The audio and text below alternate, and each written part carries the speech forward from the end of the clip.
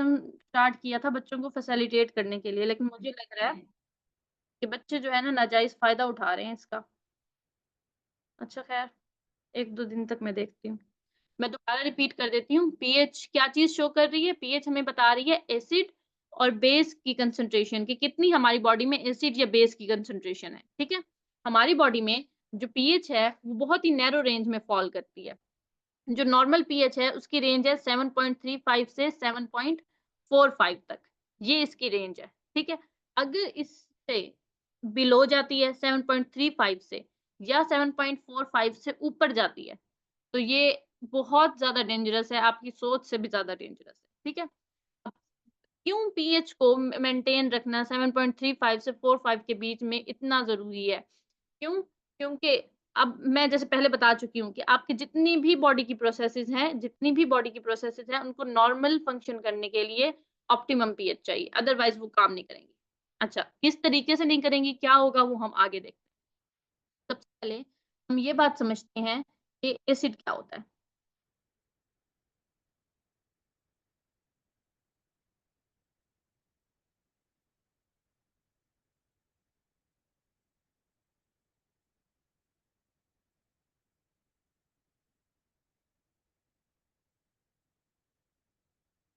Acid कोई भी ऐसा सब्सटेंस है जो कि हाइड्रोजन आयन्स को रिलीज़ कर सके या डोनेट कर सके, ठीक है? कोई भी ऐसा सब्सटेंस जो कि आपकी बॉडी में जो कि एक्वस सॉल्यूशन में प्रोटॉन को या हाइड्रोजन आयन को रिलीज़ करने की सलाहियत रखता है, उसको हमने कहा एसिड है। अब एसिड की मेजरली ब्रॉडली 2 क्लासेस होती हैं, ठीक है? स्ट्रॉन्ग एसिड भी हो सकता है और वीक एसिड भी हो सकता है। अब हमारे लिए क्या इम्पोर्टेंट है? हमारे लिए बॉडी में वीक एसिड ज़्यादा जो आवाज़ आ रही है आपको मेरी?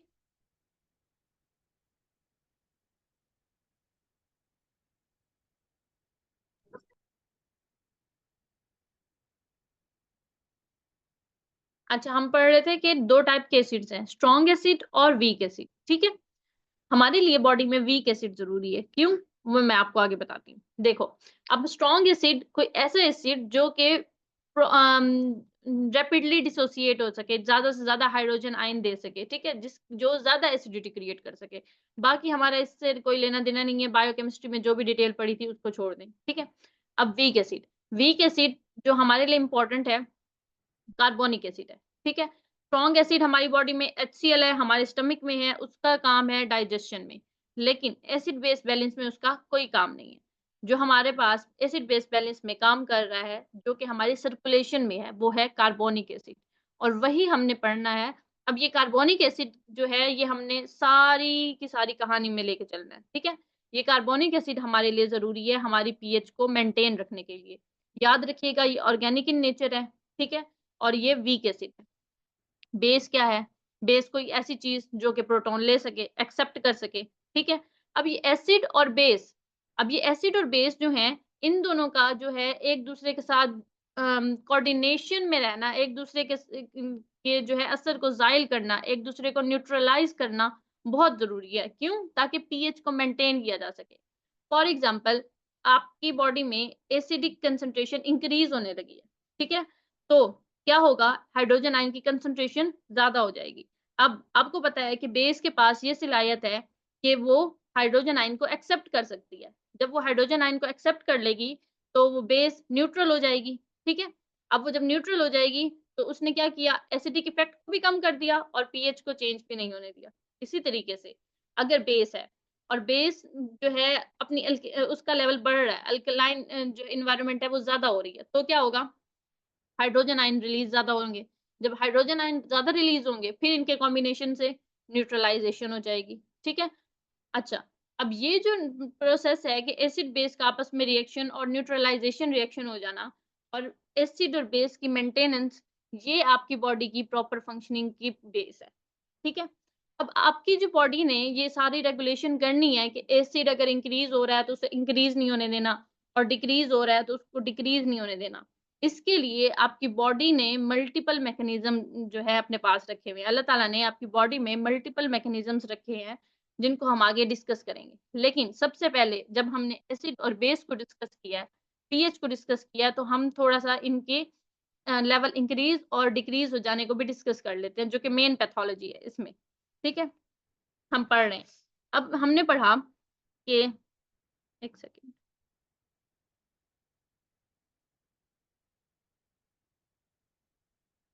हमने क्या पढ़ा? हमने पढ़ा कि अगर पीएच डिक्रीज हो जाती है तो एसिडिक कंडीशन इंक्रीज हो जाएगी। ठीक है, पीएच क्या है? पीएच हमारे पास होता है negative log of hydrogen ion. ठीक है, अब ये नेगेटिव, अब देखो आप, नेगेटिव आपको ये इंडिकेट कर रहा है कि हाइड्रोजन आयन की जो कंसंट्रेशन है वो पीएच के साथ रिलेट कर रही है नेगेटिव रिलेशन में। यानी कि जब हाइड्रोजन आयन की कंसंट्रेशन इंक्रीज होगी, इट मीन्स कि आपकी पीएच डिक्रीज होगी। पहले ये बेसिक कंसेप्ट रिवाइज कर लें ताकि आगे आपको जो चीजें आसान लगे। ठीक है, जब हाइड्रोजन आयन की कंसंट्रेशन इंक्रीज होगी तो पीएच आपकी डिक्रीज होगी, और जब पीएच डिक्रीज होगी इट मीन्स कि आपकी बॉडी में एसिड का लेवल बढ़ गया है, क्योंकि हाइड्रोजन आयन ज्यादा है ना। ठीक है, अब इस कंडीशन को कहते हैं एसिडोसिस या एसिडीमिया। ये वैसे दो अलग टर्म है, मैं इनको डिफाइन भी करती हूँ, आपको समझाती हूँ। आपको ये जो पीडीएफ सेंड किया है इसमें भी मैंने लिख के दिया हुआ है, लेकिन ये इंटरचेंजेबल यूज होते हैं। ठीक है, एसिडोसिस और एसिडीमिया दो अलग टर्म है लेकिन साथ साथ यूज हो जाते हैं। अच्छा, इस एसिड की कंसंट्रेशन को इंक्रीज होने को हमने कह दिया एसिडोसिस, और इसी को हमने कह दिया एसिडीमिया। ठीक है, अब आ जाते हैं कि अगर ये,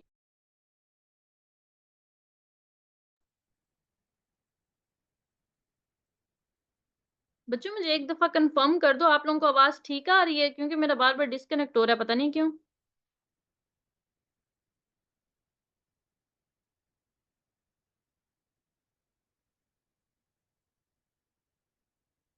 बच्चों आपको आवाज आ रही है? ठीक है।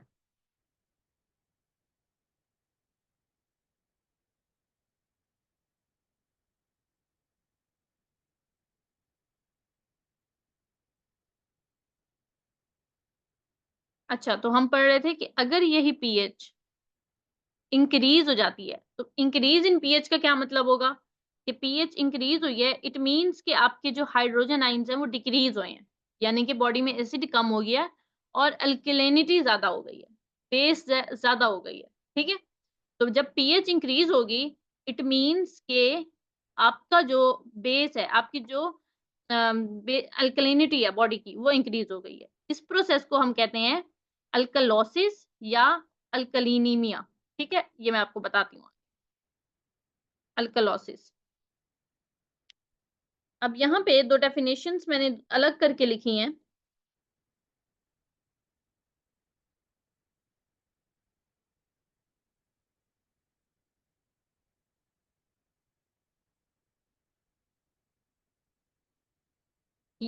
अब मैंने यहाँ पे लिखा है कि एसिडोसिस वो प्रोसेस है जिससे कि एसिडिक कंडीशन ज्यादा होगी। ठीक है, वो प्रोसेस जो कि एसिड को ज्यादा कर रही है उसको हमने कह दिया एसिडोसिस।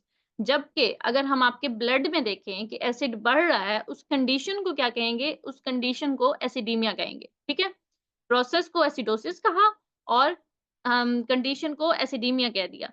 इसी तरीके से सेम अल्कलोसिस क्या है? वो प्रोसेस है जिसके ज़रिए से हाइड्रोजन आयन कम हो रहे हैं और आपकी बेस जो है वो ज़्यादा है।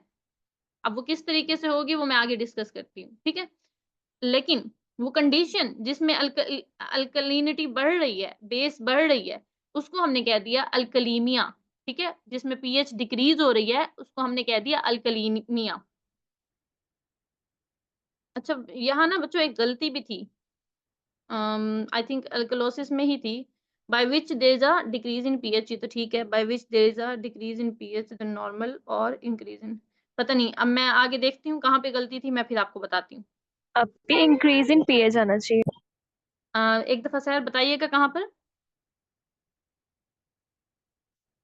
अब भी एल्केलेमिया में इंक्रीज ही हाँ, होना चाहिए पीएच में। बिल्कुल, यहाँ पे गलती है। मैं उस टाइम यही देख रही थी, यहाँ पे जो है इंक्रीज़ इन पीएच आएगा, ठीक है? क्यों? क्योंकि अल्कलिनिटी बढ़ रही है, लेकिन हाइड्रोजन आयन कम की कंसंट्रेशन कम हो रही है, ठीक है? एसिडिक कंडीशन कम हो रही है। अच्छा, अब आपकी बॉडी को अल्लाह ताला ने इस तरीके से बनाया है कि एसिड और बेस की जो कंसंट्रेशन है वो एक इक्वल लेवल पे रहती है, उस लेवल पे रहती है कि ना ही एसिडिक कंडीशन आ रही है, ना ही बेसिक कंडीशन आ रही है, न्यूट्रल लेवल आ रहा है और वो किस पीएच पे है? वो है 7.35 से 7.45 के बीच में, ठीक है? अच्छा, अब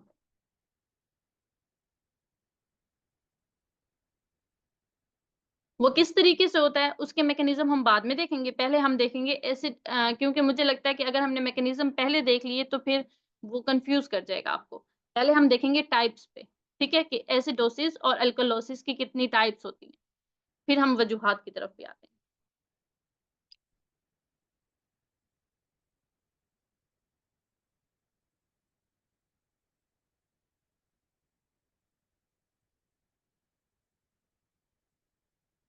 अच्छा, आपके पास 2 टाइप की होती हैं, दोनों, एसिडोसिस भी और अल्कलोसिस भी, ठीक है?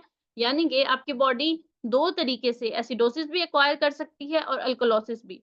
2 कंडीशन, वो कौन-सी हैं? एक है रिस्पायरेटरी और दूसरी है मेटाबॉलिक, ठीक है? अब इसमें कौन-कौन से ऑर्गन जो है अपना रोल प्ले कर रहे हैं? अब रिस्पायरेटरी एसिडोसिस से समझ आता है नाम से, कि इसमें रिस्पायरेटरी सिस्टम इन्वॉल्व है, ठीक है?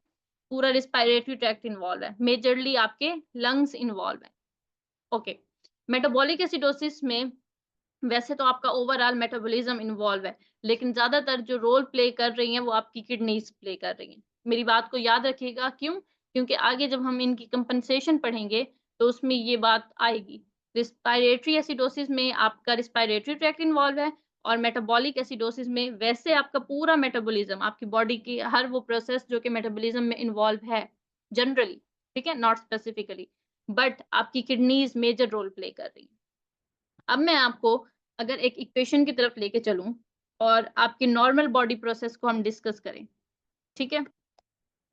अब आपने खाना खाया और आपका खाना हज़म हो गया। जब आपका खाना हज़म हुआ, उसका मेटाबॉलिज़्म हुआ।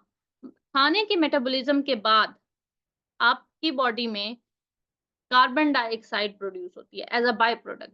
जब भी आपने कुछ भी खाया, ठीक है? कुछ भी खाया उसमें क्या है? उसमें कार्बोहाइड्रेट्स हैं, ठीक है? अब कार्बोहाइड्रेट्स का जब भी मेटाबॉलिज़्म होगा तो बाय प्रोडक्ट के तौर पे कार्बन डाइऑक्साइड आएगी, ठीक है? इसी तरीके से आपने साथ लाज़मी नहीं है कार्बोहाइड्रेट्स खाए। कोई भी ऐसी चीज़ जिसमें कार्बन है और साथ में ऑक्सीजन कंज़्यूम हो रही है for metabolism of that compound, तो क्या होगा? कार्बन डाइऑक्साइड प्रोड्यूस होगी एज़ अ बाय प्रोडक्ट। अब यहाँ देखें, आपने खाना खाया, अब खाने की डाइजेशन के बाद कार्बन डाइऑक्साइड जनरेट हुई एज़ अ बाय प्रोडक्ट, ठीक है? अब ये जो कार्बन डाइऑक्साइड है, ये आपका एसिड है। आपने ये बात याद रखनी है। ये जो कार्बन डाइऑक्साइड है, ये आपका एसिड है। अब ये कैसे एसिड बनता है, ये किस तरीके से एसिड का जो है रॉ मटेरियल बनता है, वो मैं आपको बताती हूँ। अब हम आ जाते हैं बेस की तरफ। अब बेस आपकी जो है मेन बेस जो कि इस आपके एसिड बेस बैलेंस में काम आती है वो है बाइकार्बोनेट आयन, ठीक है? इस तरीके से है। अब आपका ये जो कार्बन डाइऑक्साइड बन गया, आपकी बॉडी में मौजूद वाटर के साथ ये रिएक्ट करता है। जब ये वाटर के साथ रिएक्ट करता है तो ये बना देता है कार्बोनिक एसिड, ठीक है? H2CO3 कार्बोनिक एसिड जिसको हमने स्टार्ट में डिस्कस किया था कि हमारी बॉडी में 2 टाइप के एसिड होते हैं, एक स्ट्रॉन्ग और एक वीक। और स्ट्रॉन्ग का हमने कहा था कि हमारे स्टमक में HCl है, उसका कोई लेना-देना नहीं है पीएच के साथ। लेकिन वीक एसिड हमने कहा था कार्बोनिक एसिड है, वो ये एसिड है। और ये कैसे बना? हमारी नॉर्मल बॉडी प्रोसेसेस के बाय प्रोडक्ट के नतीजे में कार्बन डाइऑक्साइड बनी, वाटर के साथ रिएक्ट किया, कार्बोनिक एसिड बनी, ठीक है? अब कार्बोनिक एसिड क्या करेगा? डिसोसिएट हो जाएगा, क्यों? क्योंकि ये एक एसिड है, हाइड्रोजन आयन में जो इसने क्या करने हैं, डोनेट करने हैं, तो ये डिसोसिएट हो जाएगा हाइड्रोजन आयन्स में और साथ में बाइकार्बोनेट आयन, ये बाइकार्बोनेट आयन।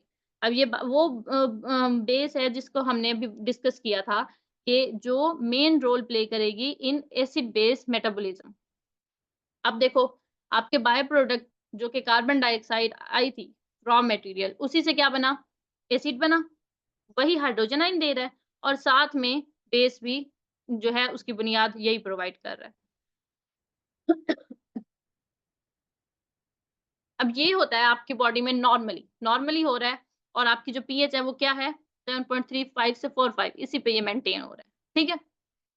अच्छा, साथ-साथ मैं आपको ना थोड़ी-सी और मैं जो है इन्फॉर्मेशन देती चलूँ जो आगे जाके काम आएगी। वो ये है कि नॉर्मली जो आपका partial pressure of carbon dioxide होता है, वो 38 से 42 के दरमियान में रहता है, ठीक है? हम वैसे जो डिस्कस करते होते हैं वो 42 को करते हैं। इसी तरीके से जो आपका जो पार्शियल प्रेशर ऑफ ऑक्सीजन होता है, वैसे ये एज़ सच इम्पोर्टेंट नहीं है ऑक्सीजन को याद करना, सिर्फ़ आप कार्बन डाइऑक्साइड को याद कर लें और बाइकार्बोनेट को याद कर लें। क्यों? क्योंकि ये सिनेरियोज़ में और कांसेप्ट बिल्डिंग में आपको जो है हेल्प आउट करेंगे। अच्छा, अब देखें, कार्बन डाइऑक्साइड का प्रेशर आपने याद कर लिया 38 से 42 है, 42 को याद कर लो। उसी तरीके से बाइकार्बोनेट की तरफ आ जाओ। बाइकार्बोनेट का 22 से 26 याद कर लो, ठीक है? और हम जो लेते हैं नॉर्मली वो 26 कंसीडर करते हैं, बट आप 22 से 26 इसकी रेंज याद कर लो। ये आप मैं आपको बताऊँगी ये आपने क्यों याद करना है। अच्छा, अब मैंने आपको ये बताया कि आपके पास ये कार्बन डाइऑक्साइड से जो एसिड बना, ये डिसोसिएट हो गया एसिड में, हाइड्रोजन आयन और बाइकार्बोनेट आयन। अब जब भी कभी एक्सेस होगी एसिड की, तो आपकी किडनीज़ ने क्या रोल प्ले करना है? आपकी किडनीज़ ने एक्सेस हाइड्रोजन आयन सेक्रीट करने, ठीक है? अब वो उसकी मर्ज़ी है वो अमोनियम आयन के साथ मिला के करे या किसी और सॉल्ट की फ़ॉर्म में करे, फॉस्फेट के किसी सॉल्ट के साथ मिला के करे, लेकिन एक्सेस हाइड्रोजन आयन को रिलीज़ कर देगी, ठीक?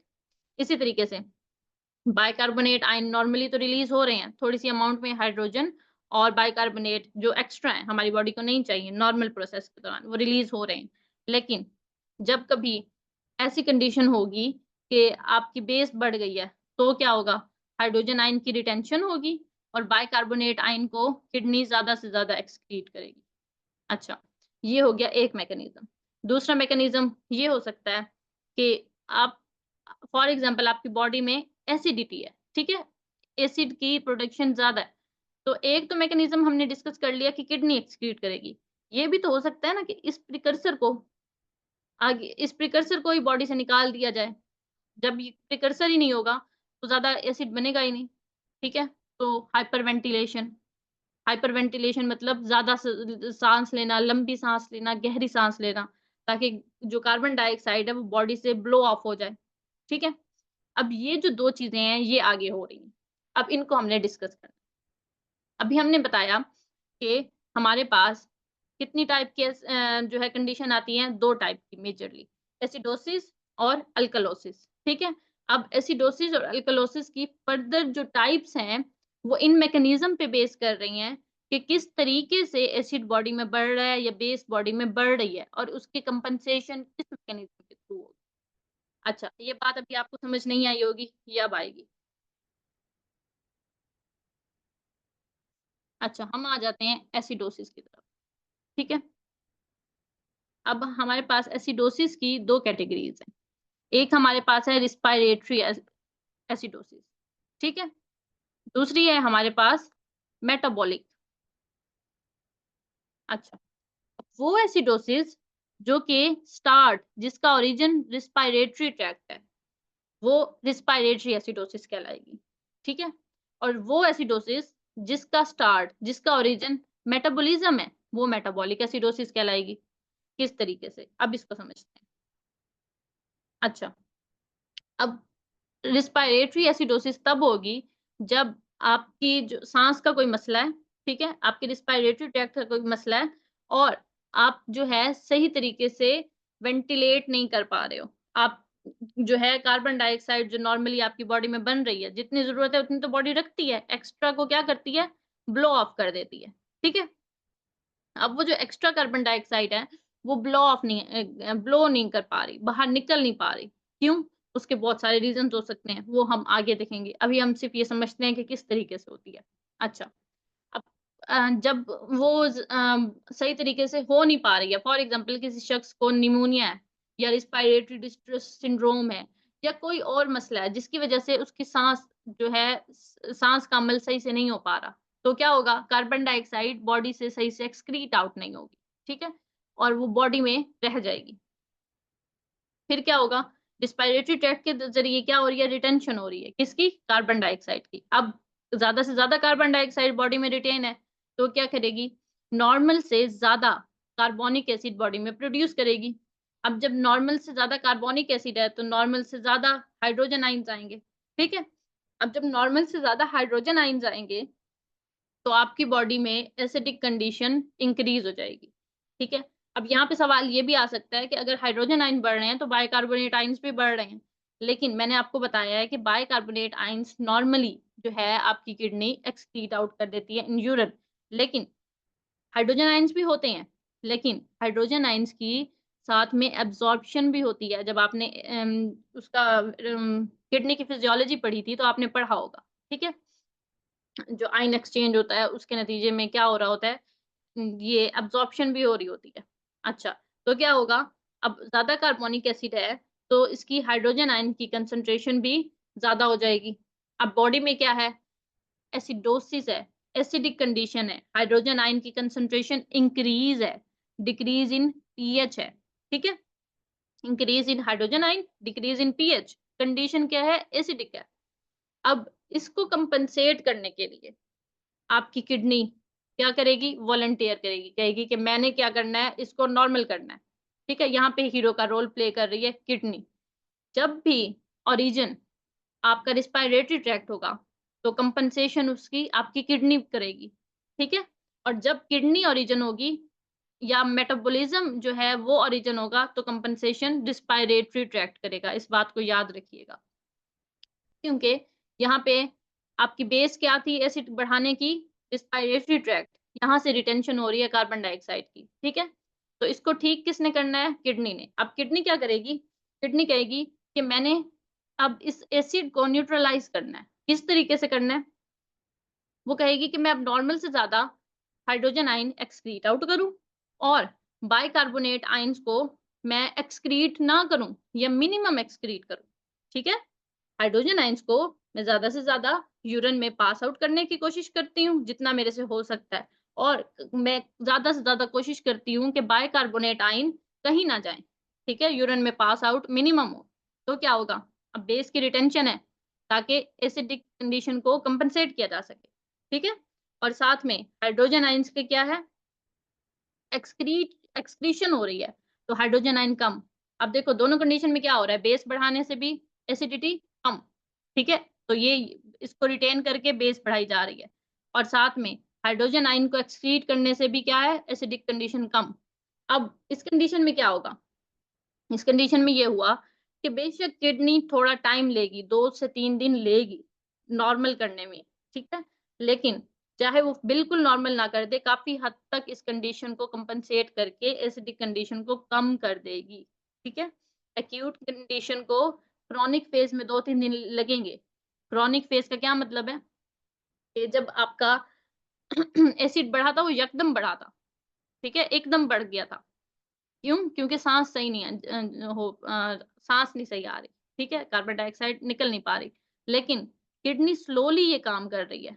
तो किडनी को वो काम जो रिस्पायरेटरी ट्रैक्ट ने खराब किया था 2 से 3 घंटे में, उसको ठीक करने के लिए किडनी को थोड़ा टाइम चाहिए 2 से 3 दिन, ठीक है?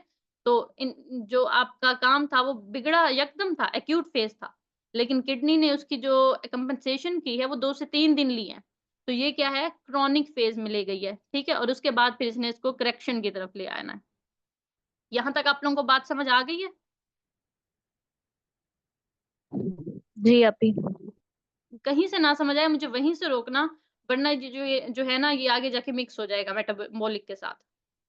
इसे अच्छे तरीके से समझना। अच्छा कहाँ पे रोका था मैंने? ठीक है। अच्छा अब इसकी किडनी ने कंपनसेशन की, 2 से 3 दिन लिए और कंपनसेट कर दिया। कोशिश की कि मैं इसको क्लोज़ टू नॉर्मल लेकर आ जाऊँ, एसिड बेस कंडीशन को। अब नेक्स्ट एसिडोसिस कौन-सी हो सकती है? नेक्स्ट है मेटाबॉलिक। अब मेटाबॉलिक एसिडोसिस में क्या हो रहा है? आपके मेटाबॉलिज़्म में कोई इश्यू है, ठीक है? जिसकी वजह से आपकी बॉडी एसिड को या ज़्यादा प्रोड्यूस कर रही है, नंबर 1 कंडीशन या एसिड को ज़्यादा प्रोड्यूस कर रही है या कहीं एक्सटर्नल सोर्स से अगर एसिड आपकी बॉडी में ज़्यादा आया है या इंटरनली ज़्यादा प्रोड्यूस हुआ है, तो उसको कोप अप नहीं कर पा रही, ठीक है? 2 कंडीशन। अब इसमें क्या आ जाता है? फॉर एग्ज़ाम्पल आपने कोई ऐसी चीज़ इंजेस्ट कर ली जो कि एसिडिक इन नेचर थी, ठीक है? तो क्या हुआ?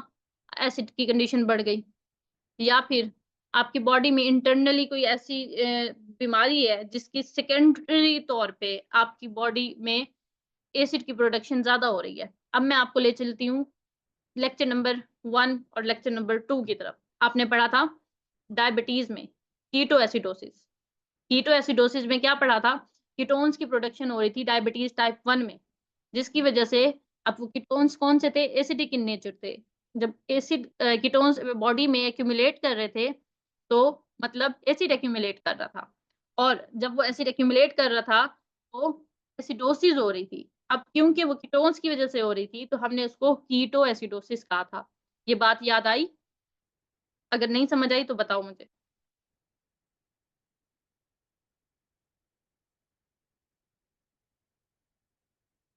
बच्चों मुझे बताओ ताकि मैं आगे चलूँ। पे आगे समझ। ठीक है। अब आपके मेटाबॉलिज्म में डिफेक्ट था ना टाइप 1 डायबिटीज़ में जिसकी वज़ह से कीटोन्स प्रोड्यूस हो रहे हैं, एसिडिक इन नेचर हैं और एसिडोसिस हो रही है। ठीक है? एक वो कंडीशन आ गई। इसी तरीके से और भी बहुत सारी कंडीशन है जो हम आगे जाके डिस्कस करेंगे। आपकी बॉडी में एसिड प्रोड्यूस हो गया। अब वो जो एसिड प्रोड्यूस हो रहा है, अब वो प्रोड्यूस कहाँ से हुआ? आपके मेटाबॉलिज्म के डिफेक्ट की वज़ह से। ठीक है? अब उसको प्रोड्यूस होने में टाइम लगा है। ठीक है? वो एकदम से नहीं हुआ। जो मेटाबॉलिक चीज़ें होती हैं ना, वो थोड़ा-सा टाइम लेती है। अब क्योंकि वो आपके मेटाबॉलिज़्म की वज़ह से क्या हुआ था, इंक्रीज़ हुआ था, तो उसको कंपनसेट करेगा कौन? आपका रिस्पायरेटरी सिस्टम। अब किस तरीके से कंपनसेट करेगा? जब आपकी बॉडी में अब आपने इस जो इक्वेशन है, इसको देखना है राइट से, ठीक है? यहाँ से। अब ये जो इक्वेशन है, ये राइट से लेफ्ट की तरफ शिफ्ट हो रही है। अब आपके पास हाइड्रोजन आयन्स बढ़े हुए हैं। क्यों? क्योंकि एसिडिक कंडीशन है। अब ये रिएक्शन रिवर्स में मूव करेगा। रिवर्स में किस तरीके से कि अब आपके जो हाइड्रोजन आयन और बाइकार्बोनेट आयन है, ये दोबारा से कन्वर्ट हो जाएँगे into carbonic acid and then into carbon dioxide and water. ठीक है?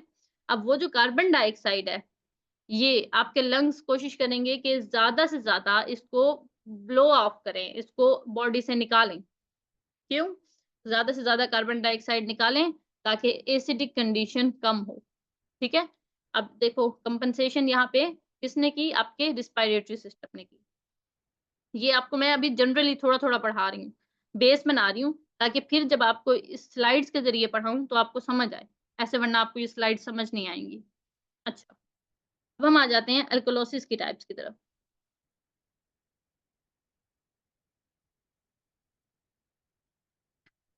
अल्कोलोसिस।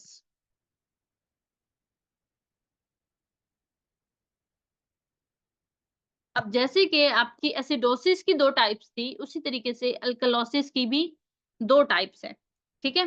कौन-कौन सी? एक आपकी जो अल्कलोसिस की टाइप है, रिस्पायरेटरी। इट मीन्स कि इसका जो ओरिजिन है कि जो कन वो ऐसी चीज़ जो कि आपकी इस कंडीशन को कॉज़ कर रही है, मतलब कि जिसका जो ओरिजिन है, वो रिस्पायरेटरी सिस्टम है। रिस्पायरेटरी सिस्टम की वजह से अल्कलोसिस हो रही है, उसको कहेंगे रिस्पायरेटरी अल्कलोसिस, ठीक है? दूसरी है मेटाबॉलिक। अब देख लेते हैं रिस्पायरेटरी को। जब हमने एसिडोसिस में देखा था, तो हमने कहा था कि कार्बन डाइऑक्साइड बॉडी से निकल नहीं रही, ठीक है? किसी मसले की वजह से। कोई ऐसी ऑब्स्ट्रक्शन है रिस्पायरेटरी ट्रैक्ट की वजह में, जिसकी वजह से कार्बन डाइऑक्साइड सही से निकल नहीं रही। एम्फिस्ईमा भी हो सकता है, निमोनिया भी हो सकता है, हाइपोवेंटिलेशन हो सकता है, जिसकी वजह से कि आप हाइट पे गए हो, तो क्या हो रहा है? साँस सही नहीं आ रही, तो कार्बन डाइऑक्साइड निकल नहीं रही, ठीक? उसकी बरक्स कंडीशन पे आ जाओ, ऑपोज़िट कंडीशन पे आ जाओ। ऑपोज़िट कंडीशन क्या है कि आप बहुत तेज़ी से साँस ले रहे हो, कोई ऐसी चीज़ है जिसकी वज़ह से आप बहुत तेज़ी से साँस ले रहे हो। जब आप तेज़-तेज़ साँस ले रहे हो, डीप ब्रीथिंग है, तो आपकी कार्बन डाइऑक्साइड नॉर्मल से ज़्यादा बॉडी से एक्सक्रीट आउट हो जाएगी। अब जब नॉर्मल से ज़्यादा कार्बन डाइऑक्साइड एक्सक्रीट हुई है, तो क्या हुआ है? नॉर्मल से ज़्यादा एक्सक्रीट आउट हुई है, तो एसिड कम बनेगा। अब इसने बनाना था यहाँ पे कार्बोनिक एसिड। क्या बनाना था यहाँ पे? Carbonic acid. अब जब कार्बन डाइऑक्साइड नहीं है, तो कार्बोनिक एसिड कैसे बनेगा? नहीं बनेगा, मतलब बनेगा, कम बनेगा क्योंकि कार्बन डाइऑक्साइड कम है। ज़्यादा से ज़्यादा कार्बन डाइऑक्साइड निकल गई है, हाइपर वेंटिलेशन की वज़ह से। ठीक है? तो जब कार्बोनिक एसिड कम बन रहा है, तो हाइड्रोजन आयन भी कम बनेंगे। जब हाइड्रोजन आयंस कम बनेंगे तो क्या होगा? Decrease in acidic condition, decrease in hydrogen ion concentration और इंक्रीज इन पीएच।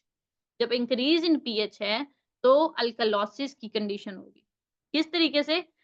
वो इस तरीके से कि आपकी रिलेटिव बेस बढ़ गई है। क्यों? क्योंकि एसिड कम हुआ है। अब देखो यहाँ पे बेस नहीं बढ़ रही, यहाँ पे एसिड कम हुआ है जिसकी वजह से रिलेटिव बेस बढ़ गई है। रिलेटिव बेस का मतलब कि अगर पहले एसिड और बेस एक लेवल पे थे, मेंटेनेंस के लेवल पे, इक्विलिब्रियम में, अब एसिड इतना ज़्यादा गिर गया है कि बेस उसी लेवल पे भी ज़्यादा लगना शुरू हो गई है। ठीक है? अब रिलेटिव जो है आपकी बेस बढ़ गई है, इसको हमने कह दिया अल्कोलॉसिस की कंडीशन है। अब ये कहाँ से आई? रिस्पिरेटरी सिस्टम की वजह से हाइपर वेंटिलेशन हो रही है। अब उस हाइपर वेंटिलेशन की बहुत सारी कॉजेज़ हो सकती हैं, ठीक है? आपके सेंट्रल नर्वस सिस्टम से रिलेटेड कॉज़ हो सकती है, जैसे एंग्ज़ायटी है, डिप्रेशन है। एंग्ज़ायटी, डिप्रेशन में साँस इंसान की बहुत ज़्यादा तेज़ हो जाती है, ठीक है? कोई और बीमारी हो सकती है जिसकी वजह से सेकेंडरीली आपकी हाइपर वेंटिलेशन हो सकती है। या फिर आप कोई इस तरीके की एक्टिविटी में इन्वॉल्व हैं, कोई ऐसी जिसमें आपका मेटाबॉलिज़्म फ़ास्ट हुआ हुआ है, तब भी आपकी जो है कार्बन डाइऑक्साइड ज़्यादा रिलीज़ होगी, हाइपर वेंटिलेशन, बहुत सारे कॉज़ेज़ हैं, वो हम आगे डिस्कस करेंगे, ठीक है? लेकिन बात ये हो रही है कि कार्बन डाइऑक्साइड ज़्यादा से ज़्यादा निकल गई है, जिसकी वजह से अब कार्बोनिक एसिड का लेवल कम हो गया है।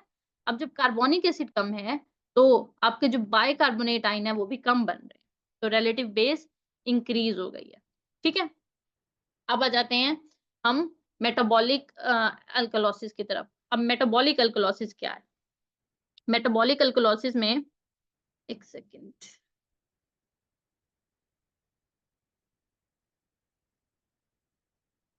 अब हम आ जाते हैं मेटाबॉलिक अल्कलॉसिस की तरफ।